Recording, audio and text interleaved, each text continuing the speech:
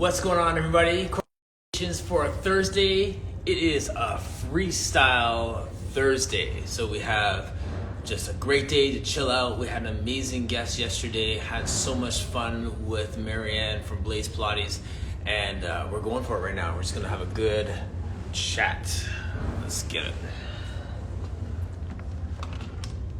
Just want to check something for tomorrow, too, while we're at it.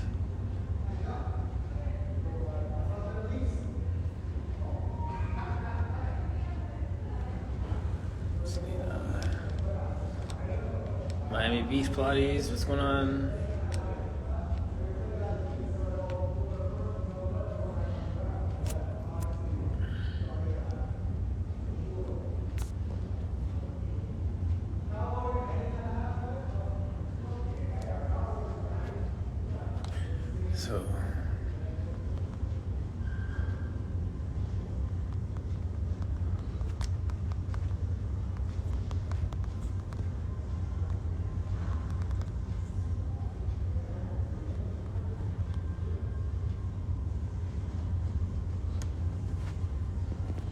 So here is the question that's going to lead our conversation around getting paid.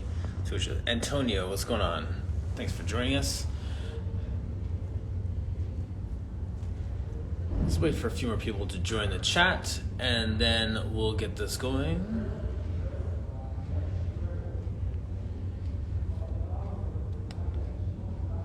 Hi, Shiana. Thanks for joining me. All right, let's see here.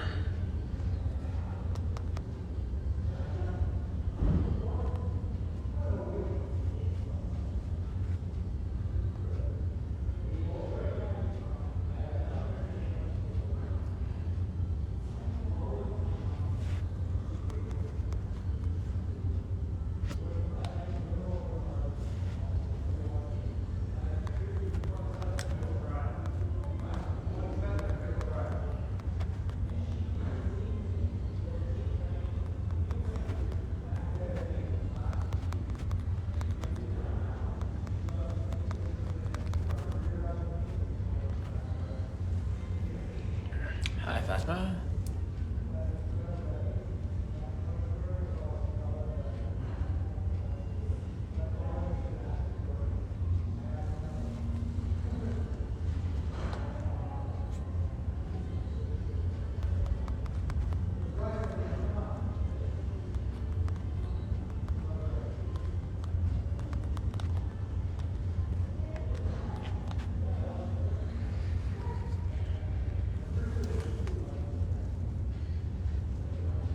Jade K, how are you? How's your training going? I haven't talked to your hubby in a while. Actually, I'd love to have you on at some point too. Just talk about your business and family and life. That'd be so fun. You're doing great work.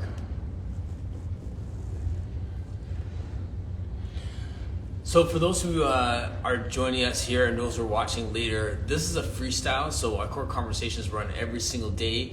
And there's days where I don't have guests, and this is your chance to just jump on and answer the questions and to have a dialogue, and we review some of the conversations we've had with people in the past. And just have a good time with it. So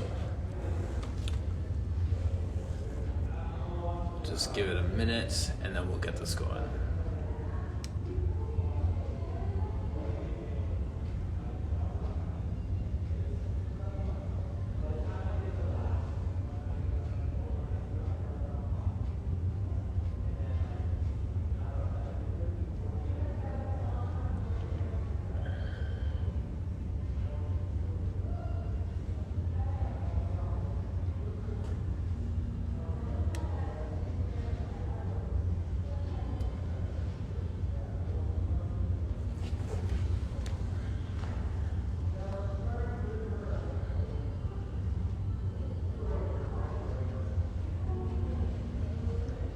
Sending a few notes to a couple people here, and we'll get this going.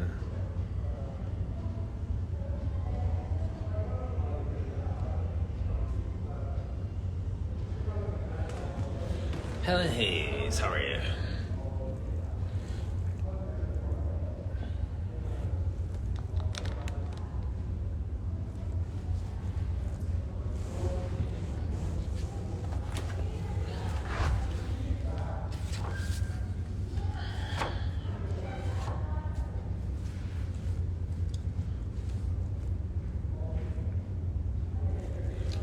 video.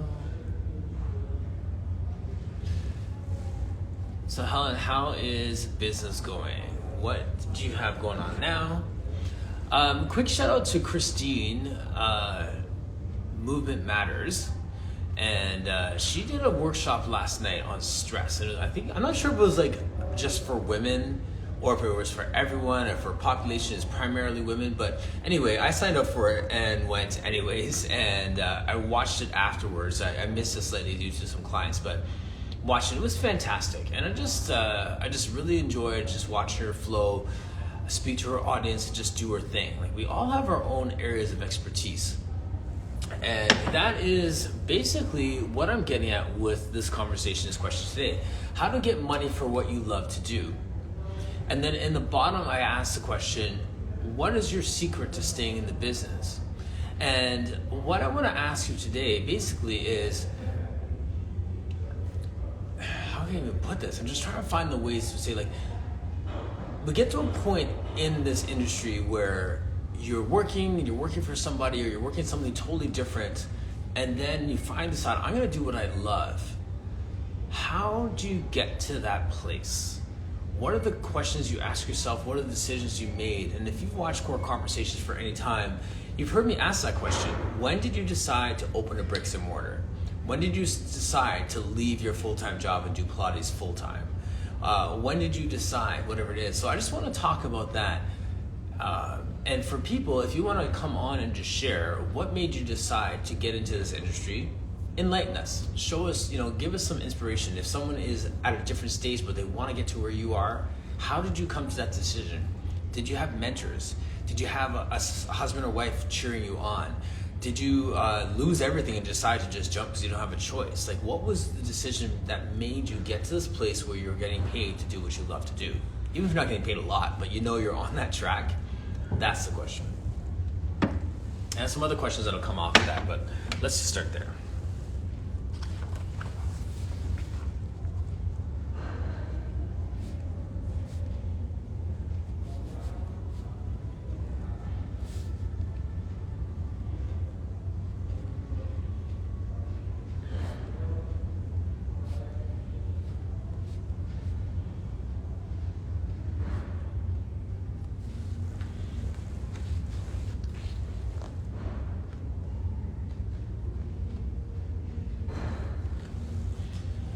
In the meantime, while that's running out there, Helen, I am doing well.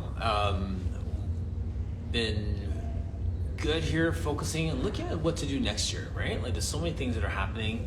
There's a lot of good conferences, and asking myself the question, how can I do more in real life stuff?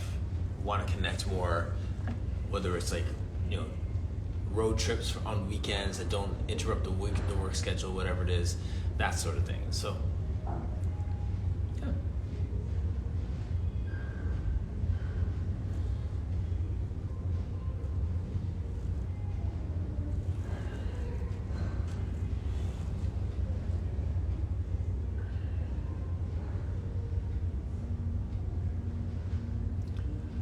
how to get money to do what you love.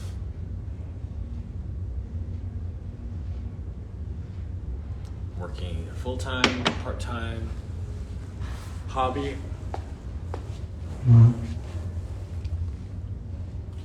So Helen, where is your studio located? Like, where are you located?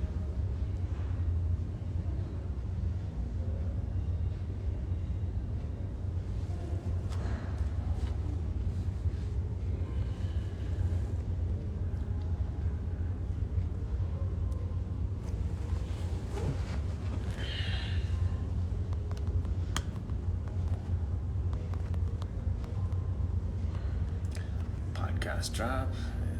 Is that core conversation?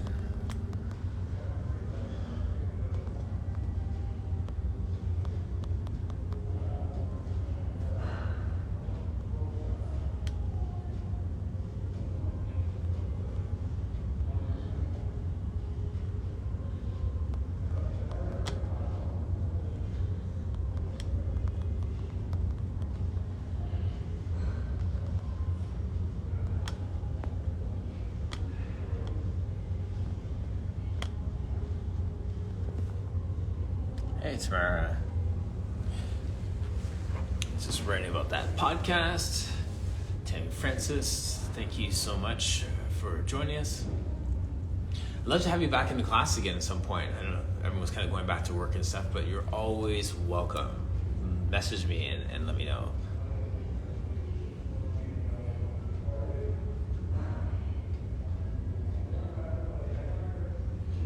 Yurka, Pilates my passion, what's going on?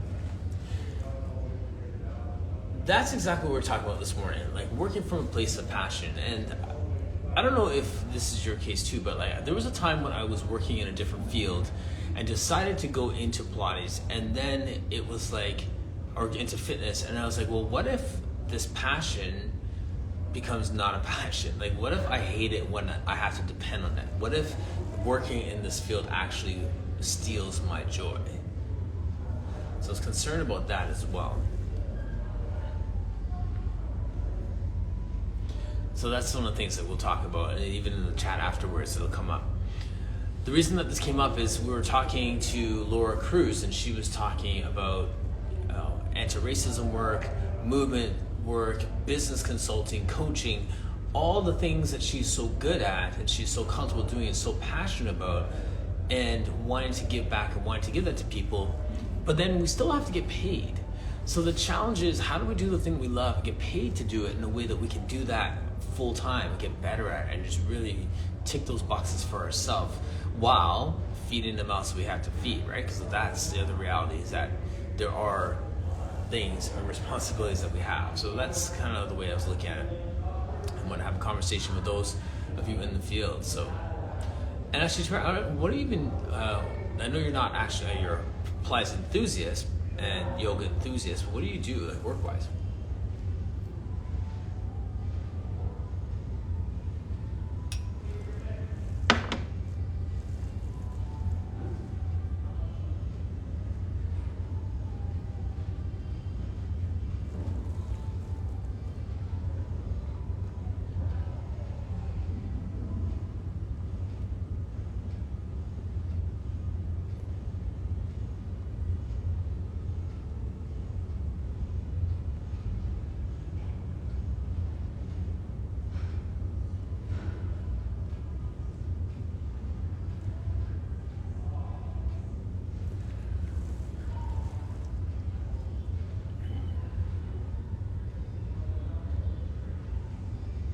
Yep.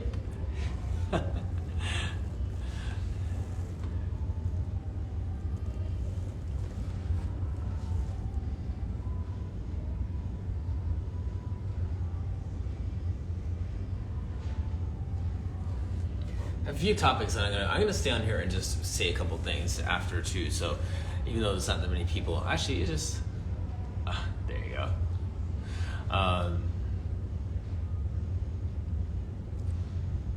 Yes. What is going on here? I'm gonna send. I don't know if you can see this exactly. Ajamu Bernard is a friend of mine, and he has a new handle called The Unconventional Man. I'm gonna put it in the chat here. Gotcha. Yes. At The Unconventional Man.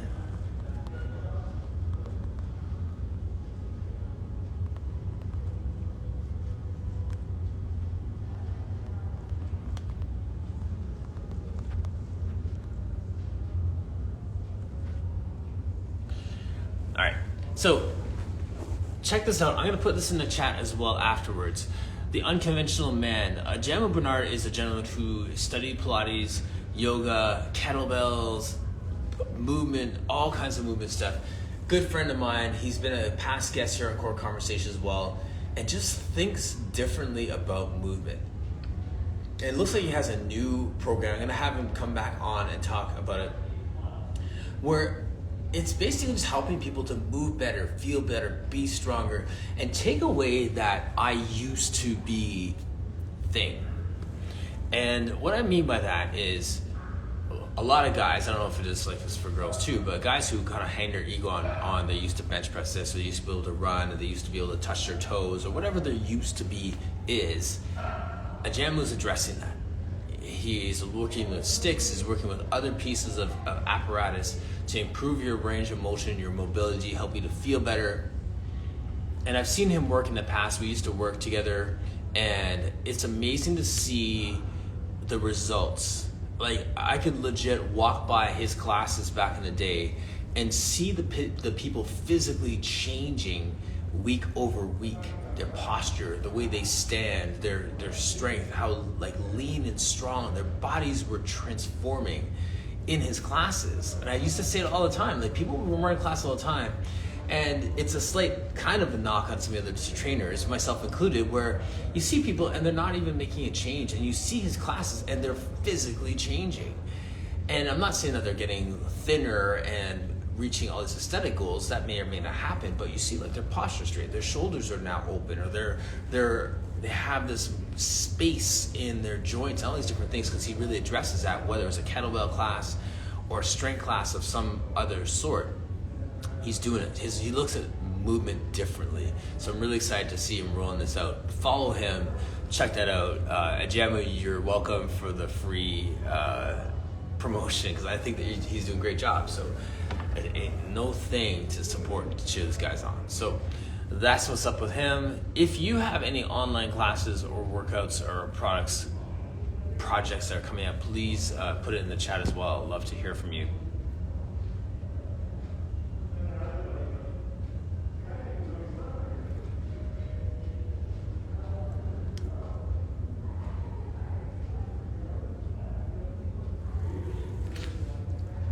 Claudia, where are you located?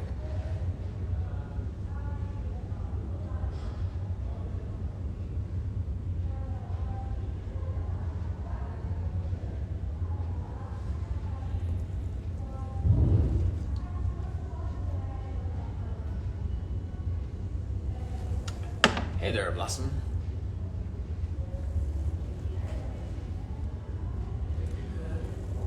So that's one thing, just talking about just a passion for what we do, keeping that passion alive. How do we work and find joy in doing what we love to do? And actually, yeah, and Blossom, you were on before, and we were talking about traveling and speaking and all these things, and how we've had to pivot our business, and now you do more online, and the way that you've had to just evolve and make those adjustments with your business. Are you still doing what you love to do? Has it? Oh, nice. And the reason why I say it too is because I hear now people who are like applying for jobs, and then they're trying maybe not to work full time within their business, but find other things to do, and it just makes me think, giving space to that, because we have to. Obviously, we have to make money, which is important. We need time to work on our business, not just in our business. We can't just be chasing after dollars just to keep the lights on, and then we lose our joy.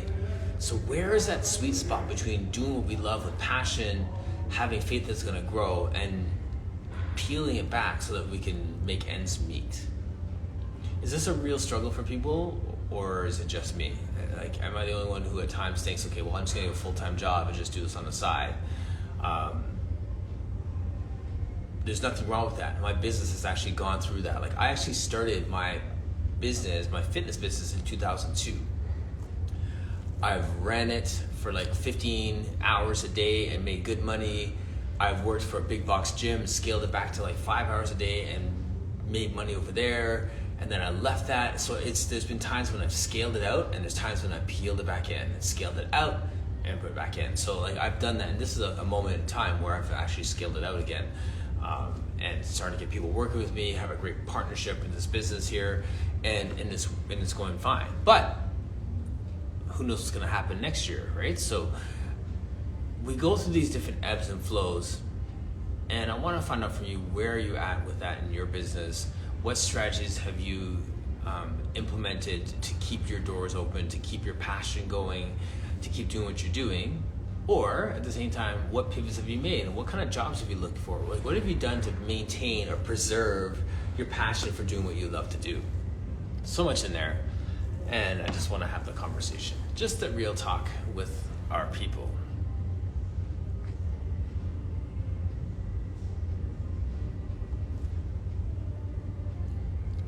Hi, Christy.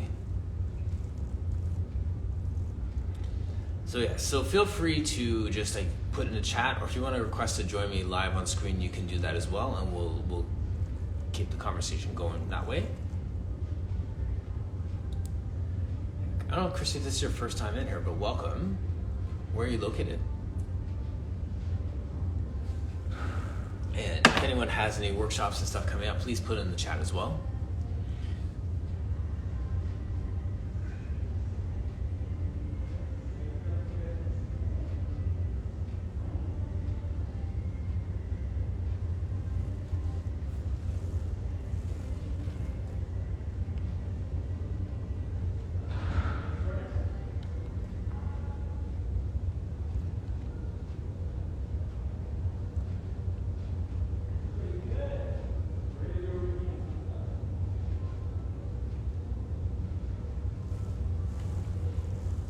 So Blossom saying, I was given great advice once to make money doing what you like to do. All right. Do you want to come on screen and share that advice? You want to put it in the text if you're busy? Either way, that'd be great. And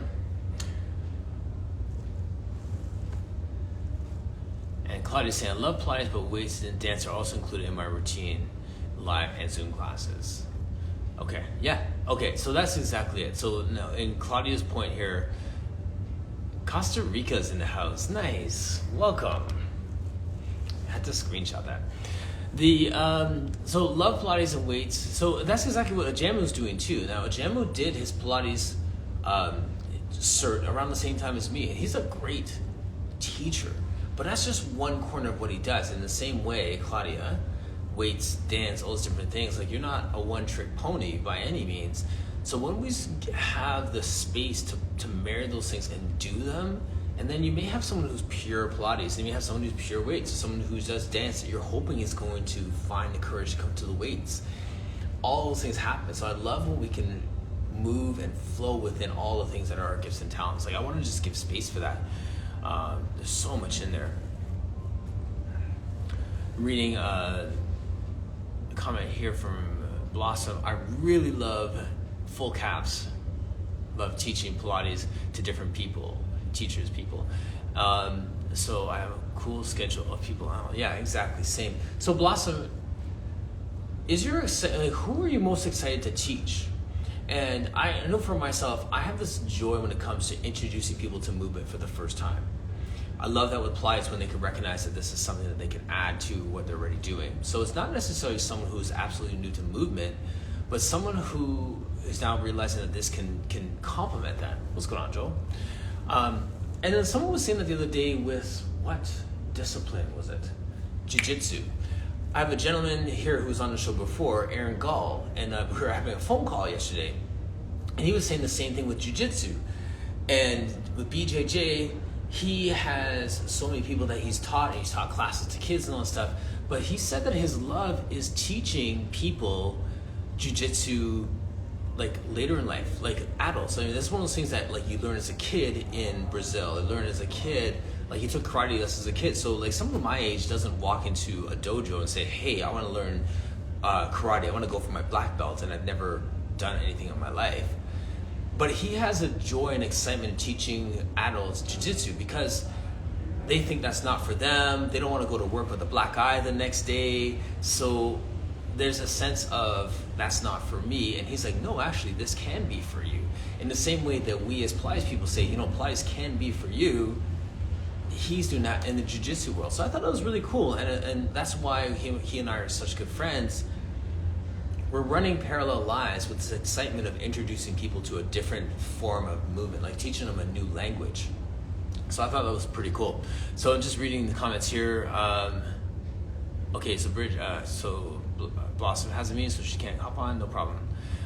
Claudia's saying that they complement each other. Yes, yes, and yes, exactly. Claudia, if you want to join me, like you're more than welcome to join me on screen, or I can invite you, or you can just give me a thumbs up and join. But yeah, so that's the thing. Like, just how do you find your joy in your work, keep your joy in your work, get paid to do the thing that you love to do?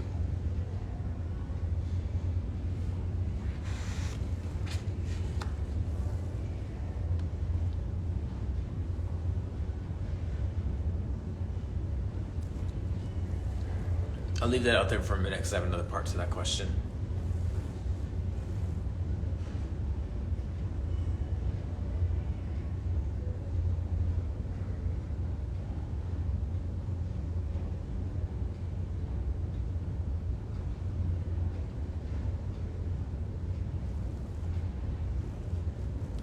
The other part to that is, we've talked about this in the past, sales. How comfortable do we feel selling ourselves? That is the make or break in terms of how much joy you're gonna have doing your business, and the faster you can wrap your head around the fact that you're selling a service. You're providing a service, you're meeting a need, however you wanna spin it so that it's palatable for you, you are in sales.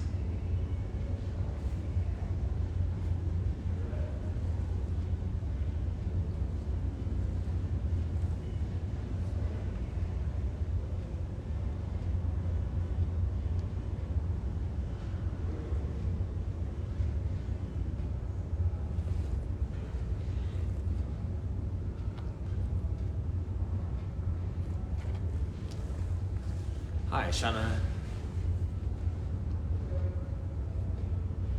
So how was the sales part for everyone? How comfortable are you with making a sale, asking for money, asking for business when it comes down to that moment with somebody where you've presented, you've taught them, you've done a free demo, and now you gotta turn the corner and turn them into a paying client?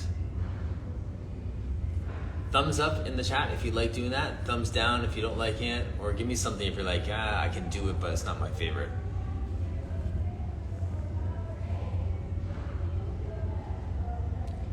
Okay. Yes, Joel's saying, I really believe in what I do, so I have no problem selling myself. Yeah, absolutely. And it's pretty easy when our product really does sell itself. Like I was telling someone yesterday that I have a class at the community center, and pre-COVID, there was people who would come to the class and that would be the only thing that they did for movement all week long. 1 hour of Pilates once a week, full stop. And throughout the course of the year, I would still see their change.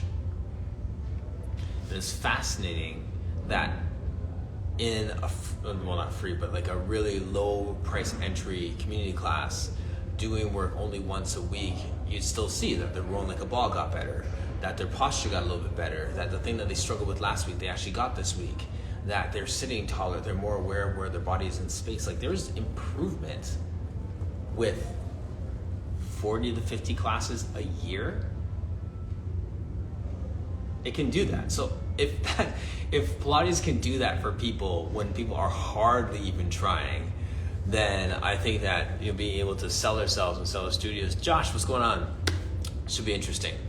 For those of you who just joined, I see trauma-informed Pilates as well. What is going on, Beth? How comfortable? Let me back up for a minute. Doing what you love, getting paid to do what you love, that is the challenge. Josh has a great system going. For those who see Josh Prehab, follow him. Beth is also found a niche and a corner in this movement world, as has Carrie, who just jumped in. So this is the thing.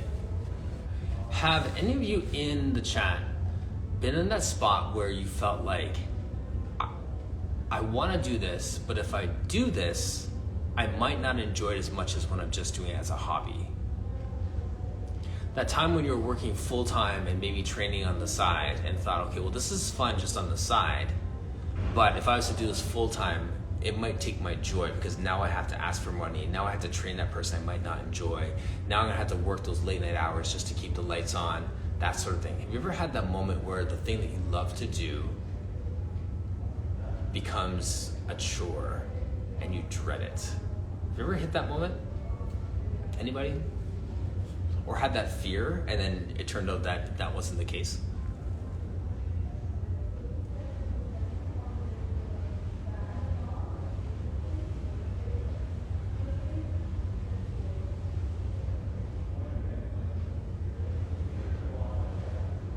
Going back to Joel's comment here, she said selling myself and what we offer at the studio. Yeah, that's exactly it. Like, I mean, you have a great team around you, Joel. I mean, you had it set up in a way where people can flow through the system, and you probably don't have to touch them once for them to be able to be in a place where they can still see results, feel good, and be part of your community.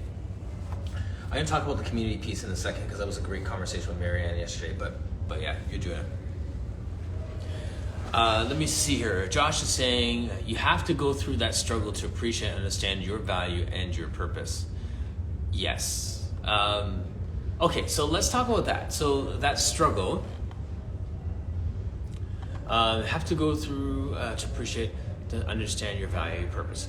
It's true, and understanding your value and your purpose, I think, is key to what Joel is saying, because I'm sure, Joel has a good handle on that through, experiencing with clients and having ups and downs. Like, I'm sure we've all had that client who thinks that we're awesome, and then a person who just doesn't say that we're terrible, but just doesn't come back. And then we're in our own head because they actually didn't give us any closure with it.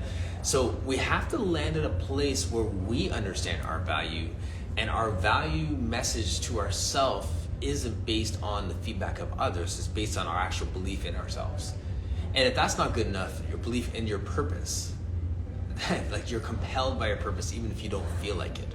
So those are all the elements of that. So Josh, I agree with you 100%. Reading Joel's comment here, I've had fear, but I've never looked back with regret. Good, yeah, and that's awesome. And if you had looked back with regret, that's all part of the journey too. In real talk, that is part of the journey. Beth saying, I've been there, that's why I transitioned to a higher education, but then transitioned back to Pilates. Yeah. I think that's part of that journey. That is definitely part of the journey, is to make some moves, maybe accept the fact that we're running from something instead of running to something. Not that that's the case for you, Beth, but sometimes we do things and it's like, okay, well, we're gonna use that learning experience, but that really wasn't necessary. We could have just jumped into it earlier. It made me feel like I would have been further ahead if I had just did it. But we transition, we move, we grow, and everything has a purpose, I believe. So there's no regrets, really, like to Joel's point there as well. That's fine. Oh, Helen, it's all good. Thanks for jumping in. Love that. So what do you mean as teaching out of alignment? That's a great phrase, Beth. Teaching out of alignment, what does that mean? And then Carrie's comment here, as a retired dancer, I lived in that place for a long time. So when I started teaching Pilates, it was a big increase in pay. The career brought me financial stability. That's amazing. Yeah. And joy, and a challenge, and all those different things, I'm sure, right? Scoop Pilates and PT, we had a conversation before about your studio, and he closed the studio, transitioned with all this family stuff. So that's another step as well, right? Like, I mean, for you, Phil, what was that like when you decided to close your studio? Because at one point, I'm sure you opened it with a vision to grow it big and do all these different things, and then to make that step, it's not necessarily a step back, it's a strategic move that may bring you further forward in the future. So by no means is it a loss, but those are the things that I want to hold space for, because we're all on this journey and we have no clue where it's going, and there are some fears, and we need to continue to be in a place where we are compelled by our purpose, confident in our values, and can just move forward from that. And then that money comes when we're doing what we love to do, because we're moving from a place of alignment, maybe? Is that what you're talking about, Beth? Let's see what your comment says here. I was trying to do what worked for others, but not owning my personal and professional experience, which has similarities to others, but also are unique to me. Yes. Yep. That's exactly what I was talking about at break. And that was your how. We all have a why, but our hows are different and fluid and moving, and they're going to change from time to time. So the way that you experience Pilates with Joel is going to be different than we experience Pilates with Beth. And both of them are incredibly valid, and both of them are going to be so perfect for the person in front of them. But the second that Joel tries to be Beth and Beth tries to be Joel, then there's going to be a misalignment, burnout, dissatisfied people. You'll be broke because you're not going to have anyone coming in after a while. So yeah, we got to be not quote unquote in our own lane, right? And that's why I loved, having Josh Prehab here. Like, he's doing his thing in the physiotherapy and the healthcare space in the same way that we're doing in the Pilates space or the fitness space or kettlebells or whatever you do. So we're all having the same conversation from a health, wellness, well-being perspective, right? So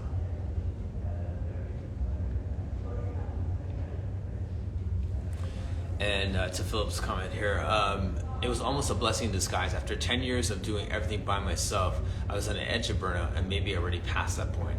Right. Isn't it so funny? Just to segue into the burnout conversation, it's funny how we can be in burnout and not even realize it because we're so focused and in the grind. And the reality is too, like, we have the skills and the tools. Like, if I feel like my back is jacked up from my workout or from stress, I can fix myself. Quick fix and just get through my day. That doesn't mean that I'm not burnt out anymore. That means that I've just found some coping mechanisms. So when you finally stop, you realize how burnt out you actually were. So yeah, you've kind of been well and burnt out and not even known it. So that's funny. But I like the fact it's a blessing in disguise. And even, the space that you see behind me now, I had the room next door, which was a dedicated space, about 170 square feet, a micro business, broadcast studio, blah, blah, blah, all great. And then we made some pivots here in high octane training where we have some other healthcare professionals coming in. And it was prudent to move my space over here to make more room in the front, which gives me a bigger space. But the thing is, this isn't a shared space. So this Pilates studio is doubling as, a group fitness space and doubling as a private studio for one-on-ones with, one of my colleagues, like, who works with moms who don't feel comfortable enough to go on the gym floor. So it's a shared space now. But because I work in the mornings, I still have it to myself. So talking about blessings in disguise, I can, be down and saying I don't have a dedicated space anymore, or I can be up knowing I have, triple the space and still have that privacy. So it's not a loss. I have less responsibility. I'm opening up for what's next. I'm opening up for what's next by making that pivot, which looks like it's a step back. It's actually going to be 2 steps forward. And I don't know if that's the same for some of you, but be encouraged that if you're doing what you love and you're open to where it's going to go, so many good things can happen even when your steps don't look like they are in the logical progression of what comes next. I should get another space. I should move from a dedicated room to a dedicated space. I should move to a bigger, my own bricks and mortar.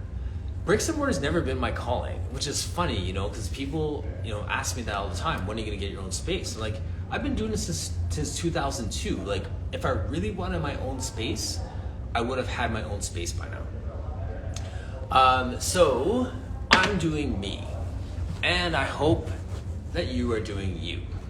Gratz Pilates, what's going on? Yes. I'll just leave that out for a second, just if you have any comments on that before I move on, because I feel like, as Josh Prehab just said, their perspective is everything. And we need to continue to pause enough to recognize that perspective instead of being bitter or moving ahead or trying to catch up or keep up with others.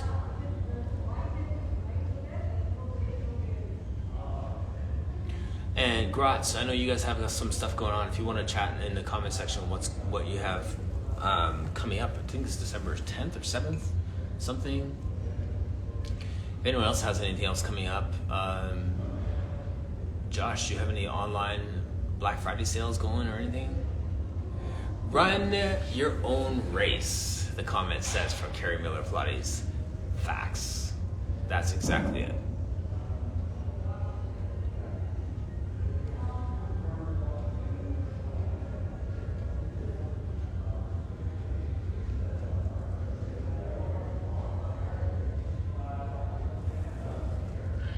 I love race analogies. I love sport analogies. How we do sport is how we do life. So yes, the race analogy is good.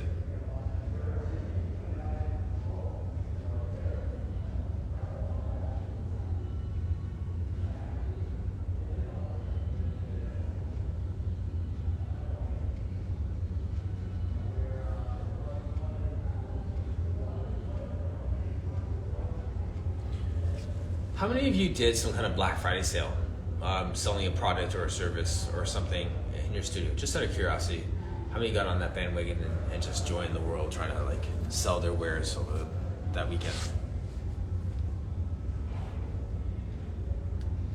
I didn't, and I'm not knocking by any means, but I just felt like that wasn't my energy, right? Like, it was like I didn't plan for it properly. I wasn't excited about it. I kind of let the day just come and go. Maybe because I'm in Canada and it's actually not a day. That could have been it as well. And people just jump on it from here. But yeah, Carrie, so it was your first time doing that. Nice. Beth, not so much. Maybe because I poured all my energy into Brink too, right? Like I really put a lot of energy into Brink. And I also put energy into something else. That just reminded me of something I wanted to say. I wrote my notes on my laptop, so I'm gonna get my laptop here. I'm gonna give you a quote.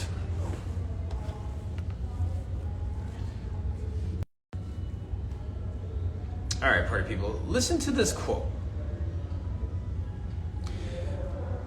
Yeah, you have Black Friday there in Costa Rica either, right? No, yes, no. All right. So good, Carrie, like I'm glad that worked for you. It was fun. Maybe I'll give it a try. Maybe I'll do like a Boxing Day sale.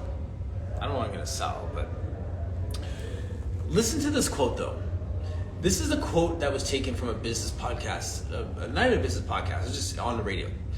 And they were talking in a different field, and I like listening to people from other industries talk about their business and just to catch, different things I could pull back to my business. So one of the things that they were talking about is with a commodity of some sort. Let's call it like this coffee that I'm drinking. I don't even know what brand of coffee I'm drinking. So this brand of coffee, the challenge that brand of coffee has is that they want to, quote unquote, get people to live, eat, and sleep their brand outside of the moment of consumption. They want people to live, eat, and sleep their brand outside of the moment of consumption.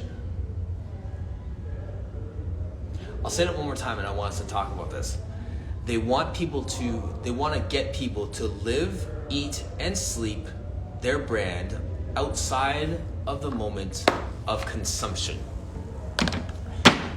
I was thinking about that because of the Pilates field that we're in for my personal brand, Personal Victory, Read Method Pilates, all those different things.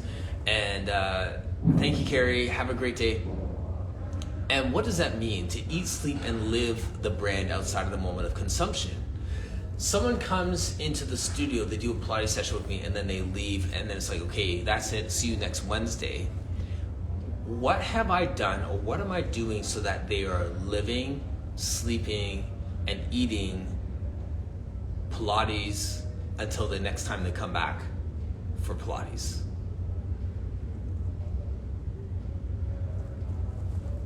I'll leave that there and let's discuss. Some of the comments coming through from the last question. I know there's a delay, so let me just read what Josh was saying. I think we did a giveaway, but no sale per se. Just felt like giving to local small businesses to help raise awareness. Not big into sales, more focused on giving value first. Yeah, same. And maybe that's why for me too. Exactly. I'd rather charge what I charge and give them crazy value than give a discount and get people to jump in looking for where they can cut corners. So I feel you on that. Anyway, so live, eat, and sleep the brand outside of the moment of consumption. What does that mean for you? What does that mean for your business?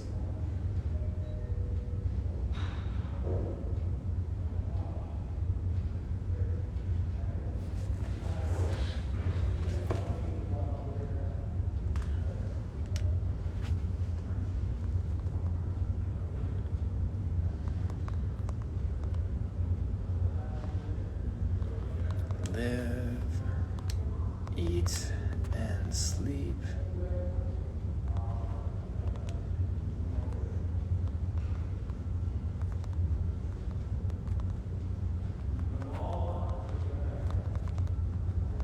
I'm actually writing that quote in the comment section.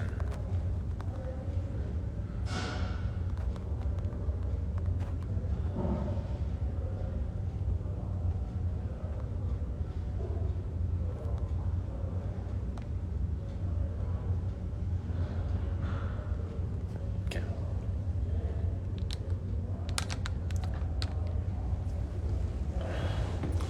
So Beth is saying here, I teach the pillars of Pilates: fitness, fuel, and fun, and also tie in more functional application of the work. Okay, so that's a great example. So how do they drive their car? How do they sit down? How do they pick up their soil when they're gardening on the weekends? Those sort of things. So they're thinking Pilates, they're thinking about Beth. How many times have you got a client like, oh, I remembered you when I was kneeling down to play with the kids on the ground, right? Like, that sort of thing comes in. So they're thinking about the brand outside of the moment of consumption. What else does that mean for you?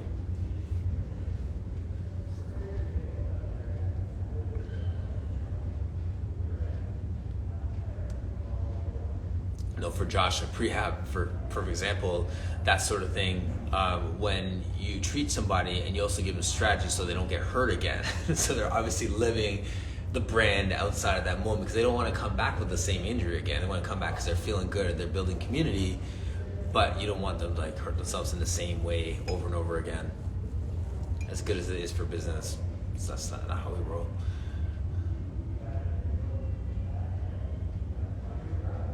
So I just love this quote. I'm thinking about it. I'm thinking about what that means. Thinking about what I sell. Think about how I speak. Think about ways that I can connect people. And not just to do more of what I do, but to stay connected to the brand in general.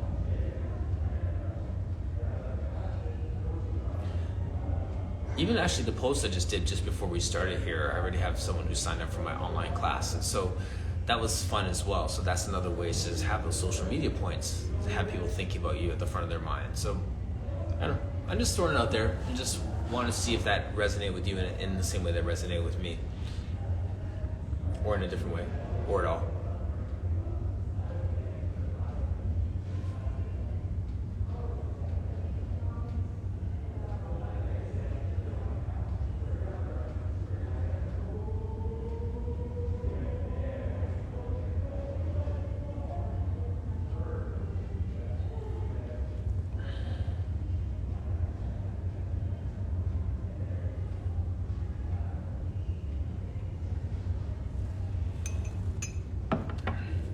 So Stretch, Strength, and Control says, I love when my clients tell me that they hear my words and my teaching cues while they're doing their daily activities. That's a win, exactly. Like, I love that. Like, whether it's a nagging voice or just a like, I told you so voice, like, boom, that's exactly it.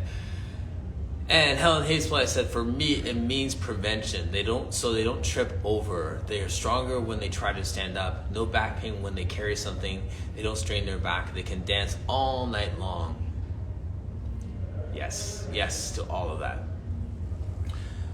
That reminds me, a conversation I had with one of my clients yesterday who used to be like a squash guy, used to dance, did a bunch of stuff, had some injuries, and now, I said to him yesterday, point blank, we are training so that you do not fall on ice this winter. That's our goal. If you slip, you can catch yourself, you can regain your balance, and you're not going down. Because his balance is off, so some nerve issues and stuff like that. So that's more of a challenge than it sounds. So, but he's embracing that. So that's what we're training for now, so that between the Tuesdays and Thursdays that we meet, that we are actually, that he's still thinking about the brand, thinking about movement, thinking about Pilates, thinking about all these things to have a good base of support, to have balance, to have strength, to have core strength, upper body strength to grab, catch, whatever the case is. So yeah, feel that. Good comments, everybody. I'll give that another minute just because I know that sometimes there's a delay between the time you type and the time it pops up. But that also made me think about that comment. get people to live, eat, and sleep the brand outside the moment of consumption, that made me think about who I'm partnering with too. Who are your partnerships? Are you selling any supplements at your studio? Do you have any other brands or other products that you don't speak to that can help them? Physical products, Hypervolt, Theragun, Hush blankets, weighted blankets, like a pillow. I don't know. Like, is there anything product-wise that you support as a partnership that is supplemental to what you do that gets people to think about your brand outside of the moment of consumption?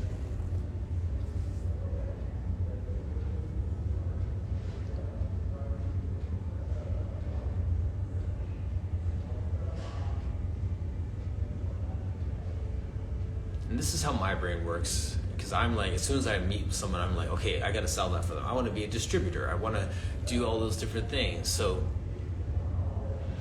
yeah. Reading Claudia's comment here. I have a Pilates class just for ballerinas, and their feedback is great. Yes. All right. So cool. So the ballerinas now understand that this is something they can layer into their work, their warm up, their cool down, their injury prevention, their injury correction. It ties in. They're thinking about you all week long. Good stuff. Any products? Affiliate codes? Affiliate codes are huge. Do you have any affiliates? Anyone that you say just like put in this coupon code at checkout and get 10% off, 20% off, that sort of thing? Do you have those? Get people thinking about your brand. Best performance.